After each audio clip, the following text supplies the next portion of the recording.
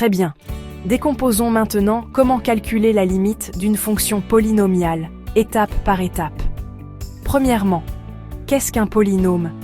Imaginez-le comme une fonction composée de termes comme x, x au carré, x au cube, et ainsi de suite, tous additionnés ou soustraits, avec des nombres devant. Par exemple, fx, car 2 sur 3, 5 sur plus 7.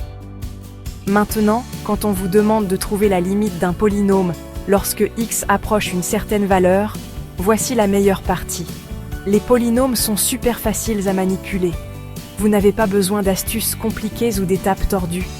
Tout ce que vous avez à faire, c'est de substituer la valeur directement dans la fonction. C'est tout. Pourquoi? Parce que les polynômes sont continus partout, sans trou, sans saut, ni surprises étranges.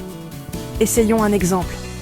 Disons que vous voulez la limite de fx, 3-2, plus 4x1, lorsque x approche 2. Il suffit de remplacer x par 2. 3 fois 2 au carré, plus 4 fois 2, moins 1. Cela fait 3 fois 4, ce qui donne 12, plus 8, moins 1. Additionnez le tout.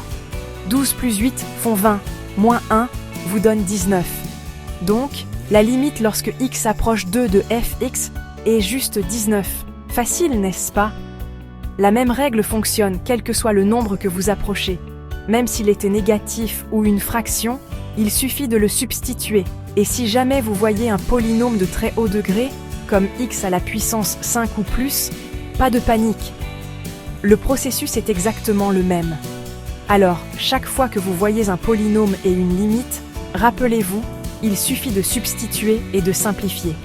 C'est ça, la magie des polynômes. Merci d'avoir regardé. Si vous avez trouvé cela utile, n'hésitez pas à aimer et à vous abonner pour plus de maths simplifiées.